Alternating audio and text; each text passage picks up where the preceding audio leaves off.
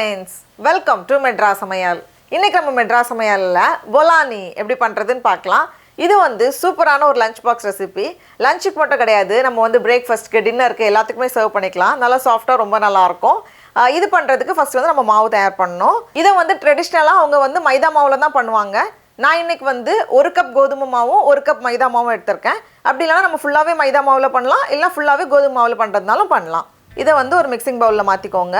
1 cup கோதுமை மாவு கூடவே 1 கப் மைதா மாவு, அப்புறமா 2 டேபிள் ஸ்பூன் அளவுக்கு எண்ணெய், கூடவே 1 டீஸ்பூன் உப்பு, எல்லாம் தேவையான அளவு உப்பு சேர்த்து கொஞ்சம் கொஞ்சமாக தண்ணி சேர்த்து கொஞ்சம் சாஃப்டான சப்பாத்தி மாவு பதத்துக்கு நம்ம வந்து கலந்து வைக்கணும். தண்ணியெல்லாம் சேர்த்ததுக்கப்புறமா ஒரு 5 நிமிஷம் போல் நல்லா பிசைஞ்சுக்கோங்க. அப்போ தான் நல்லா சாஃப்டாக இருக்கும்.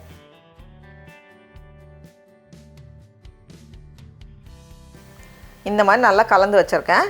இப்போ இது மேலே வந்து லைட்டாக எண்ணெய் தடவிட்டு இதை மூடி வச்சிடலாம். ஒரு அரை மணி நேரம் போல் இருக்கட்டும்.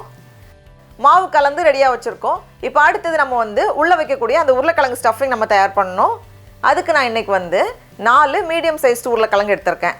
அதை வந்து தோல் எடுத்துகிட்டு கொஞ்சம் சின்ன சின்ன பீஸாக கட் பண்ணி இந்த மாதிரி நல்லா வேக வச்சு எடுத்துகிட்டு வந்திருக்கேன். இப்போ இதை வந்து ஒரு ஃபோர்க் அப்படி இல்லைனா வந்து ஏதாவது ஒரு ஃப்ளாட்டான பாத்திரத்தை வச்சு நல்லா மசிச்சுக்கோங்க. அந்த கட்டி எதுவுமே இல்லாமல் நல்லா ஸ்மூத்தாக நம்ம வந்து மசிச்சு வைக்கணும். பாருங்கள், இந்த மாதிரி ரெடியாக வச்சுருக்கேன். இப்போ அடுத்தது ஒரு பேனில் 1 டேபிள் ஸ்பூன் போல் எண்ணெய் சேர்த்துக்கோங்க. எண்ணெய் சூடானதும் இதில் 1 டீஸ்பூன் அளவுக்கு இஞ்சி, அதை வந்து ரொம்ப சின்ன சின்னதாக கட் பண்ணி சேர்த்துருக்கேன்.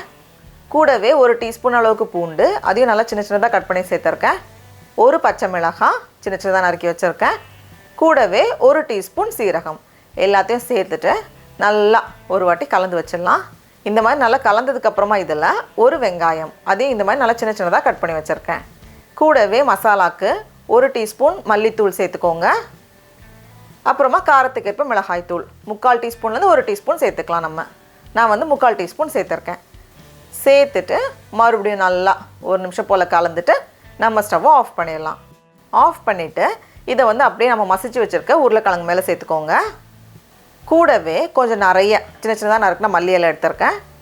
அப்புறமா கொஞ்சம் ஸ்ப்ரிங் ஆனியன், வெங்காயத்தலை இருக்கும்ல, அதையும் வந்து சின்ன சின்னதாக நறுக்கி சேர்த்துருக்கேன். ட்ரெடிஷ்னலாக இது சேர்த்துப்பாங்க. இது ஒருவேளை நம்ம வீட்டில் இல்லைனா இதை நம்ம ஸ்கிப் பண்ணிடலாம், சேர்க்காமையும் பண்ணலாம். கடைசியாக தேவையான அளவு உப்பு எல்லாத்தையும் சேர்த்துட்டு நம்ம நல்லா கலந்து வச்சிடணும். ஒருவேளை ரொம்ப கெட்டியாக ட்ரையாக இருக்குது அப்படின்னா கொஞ்சமாக தண்ணி சேர்த்துக்கோங்க. கொஞ்சம் ஸ்ப்ரெட் பண்ணுற மாதிரி இருக்கணும். பாருங்கள், இந்த மாதிரி ரொம்ப டைட்டாக இல்லை, கொஞ்சம் அப்படி ஸ்ப்ரெட் பண்ணுற மாதிரி இருக்குது. இப்போ நம்மளோட மாவும் நல்லா ஊறி ரெடியாக இருக்குது. இதை வந்து நம்ம 8ஆக பிரிக்க போகிறேன். நான் இன்றைக்கி பிரிச்சுட்டு இதுலேருந்து 1 எடுத்துகிட்டு நம்ம வந்து விரிக்க ஆரம்பிச்சிடலாம். இது வந்து ஃபுல்லாகவே நம்ம மைதா மாவில் பண்ணும்போது கொஞ்சம் கூட டேஸ்ட் நல்லாயிருக்கும். இதுன்னா கொஞ்சம் அந்த சப்பாத்தியோட டேஸ்ட் நம்மளுக்கு எட்டி பார்க்கும்.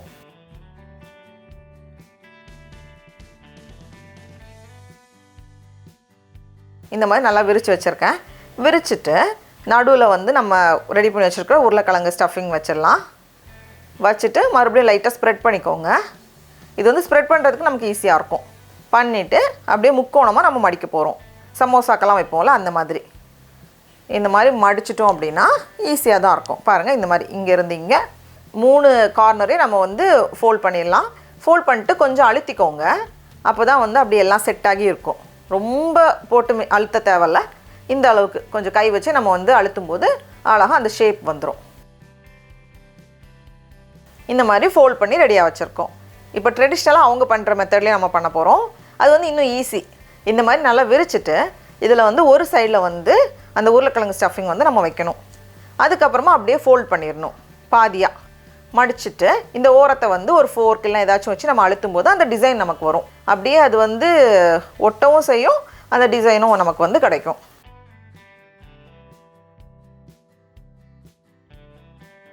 இப்போ இதை வந்து நம்ம பேனில் போட்டு எடுத்துடலாம்.